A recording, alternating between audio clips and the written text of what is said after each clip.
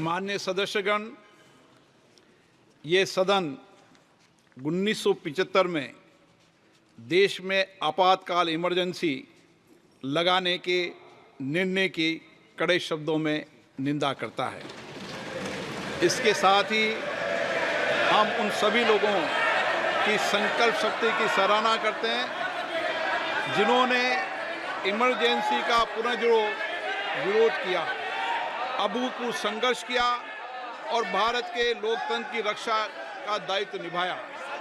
भारत के इतिहास में 25 जून 1975 के उस दिन को हम हमेशा काले अध्याय के रूप में जाना जाएगा। इस दिन तत्कालीन प्रधानमंत्री श्रीमती इंदिरा गांधी ने देश में इमरजेंसी लगाई और बाबा साहब अम्बेडकर द्वारा निर्मित संविधान पर प्रचंड प्रहार किया था। भारत की पहचान पूरी दुनिया में लोकतंत्र की जननी के तौर पर है। भारत में हमेशा लोकतांत्रिक मूल्यों और वाद संवाद का समर्थन हुआ, हमेशा लोकतांत्रिक मूल्यों की सुरक्षा की, उन्हें हमेशा प्रोत्साहित किया गया। ऐसे भारत पर श्रीमती इंदिरा गांधी द्वारा तानाशाही थोप दी गई, भारत के लोकतांत्रिक मूल्यों को कुचला गया और अभिव्यक्ति की आज़ादी का गला घोटा गया।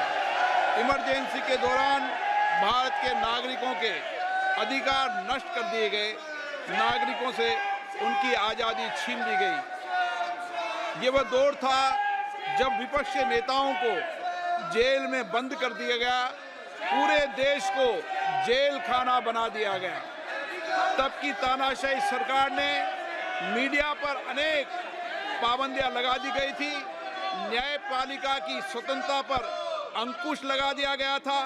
इमरजेंसी का वह समय हमारे देश के इतिहास में अन्याय काल का एक काला खंड था। आपातकाल इमरजेंसी लगाने के बाद उस समय कांग्रेस सरकार ने कई ऐसे निर्णय किए जिन्होंने हमारे संविधान की भावनाओं को कुचलने का काम किया। पूर्व और निर्दयी maintenance of internal secretary act Misa में बदलाव करके कांग्रेस पार्टी ये सुनिश्चित किया कि हमारी अदालतें मीसा के तहत गिरफ्तार लोगों को न्याय नहीं दे पाए। मीडिया को सच लिखने से रोकने के लिए parliament president production of publication refill act, press council refill act और prevention of publication of objectionable matter act लाए गए। इस काले खंड में संविधान में 38वां, 89वां, 40वां, 41वां, 42वां संविधान संशोधन किया गया।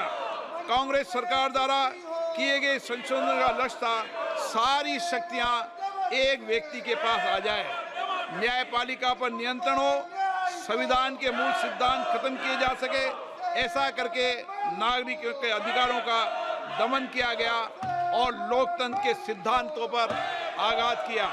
इतना ही नहीं, तत्कालीन प्रधानमंत्री श्री इंदिरा गांधी ने कमिटेड ब्यूरोक्रेसी और कमिटेड जुडिशरी की बात कही, जो उनकी लोकतंत्र विरोधी रवैये का एक उदाहरण है। इमरजेंसी अपने साथ ही ऐसे असामाजिक और तानाशाही की भावना से भयंकर चुनौतियों को लेकर आई, जिसने गरीबी, दलित और वंचितों को तबाह कर दिया। इमरजेंसी के दौरान लोगों को कांग्रेस सरकार द्वारा जबरन थोपी गई अनिवार्य नसबंदी का, शहरों में अतिक्रमण हटाने के नाम पर मनमानी का और सरकार की कुनीतियों का प्रहार झेलना पड़ा। ये सदन उन सभी लोगों के प्रति संवेदना जताना चाहता है। 1975 से 1970 कालाखंड अपने आप में एक ऐसा कालाखंड है जो हमें संविधान के सिद्धांतों, संघीय ढांचे और न्यायिक स्वतंत्रता के महत्व को याद दिलाता है। ये कालखंड हमें याद दिलाता है कैसे उस समय हम सभी पर हमला किया गया, क्योंकि जिनकी रक्षा आवश्यक है। ऐसे समय में जब आपातकालीन इमरजेंसी के 50वें वर्ष में हम प्रवेश कर रहे हैं, ये 18वीं लोकसभा बाबा साहब अंबेडकर द्वारा निर्मित संविधान को बनाए रखने, इसकी रक्षा करने और इसे संरक्षित रखने की अपनी प्रतिबद्धता को दोहराती है। हम भारत में लोकतंत्र के सिद्धांत, देश में कानून का शासन और शक्तियों का विकेंद्रीकरण अक्षुण्ण रखने के लिए प्रतिबद्ध हैं। हम संवैधानिक संस्थाओं में भारत के लोगों की आस्था और उनके अभूतपूर्व संघर्ष, जिनके कारण इमरजेंसी का अंत हुआ और एक बार फिर संवैधानिक शासन की स्थापना हुई, उनकी सराहना करते हैं। 1975 में आज 26 जून के दिन ही देश इमरजेंसी की कूट सच्चाइयों का सामना करते हुए उठा था। 1975 में आज ही के दिन कैबिनेट ने इमरजेंसी का पोस्ट फैक्टो रेक्टिफिकेशन किया था। इस तानाशाही और असंवैधानिक निर्णय पर मोहर लगाई थी। इसलिए हमारी संसदीय प्रणाली अनगिनत बलिदानों के बाद मिली दूसरी आज़ादी के प्रति अपनी प्रतिबद्धता को दोहराने के लिए आज के प्रस्ताव किया जाना आवश्यक है। अब हम ये जानते हैं कि हमारी युवा पीढ़ी लोकतंत्र के इस काले अध्याय के बारे में जरूर जानना चाहिए। इमरजेंसी के दौरान गैर कानूनी गिरफ्तारियां, सरकारी प्रताड़ना के चलते अनगिनत लोगों को यातनाएं सहनी पड़ी थी। उनके परिवार उनको असमित कष्ट उठाना पड़ा था। इमरजेंसी ने भारत के कितने नागरिकों का जीवन तबाह कर दिया था, कितने लोगों की मृत्यु हो गई थी।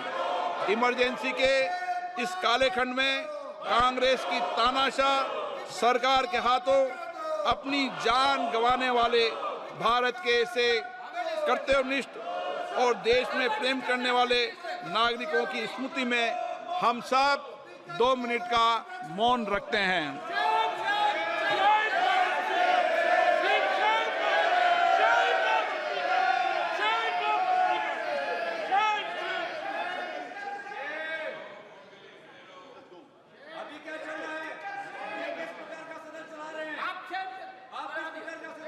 ओम शांति। सभा की कार्रवाई दिनांक 27 जून 2024 को राष्ट्रपति के अभिभाषण की समाप्ति के आधे घंटे के पश्चात के लिए स्थगित की जाती है।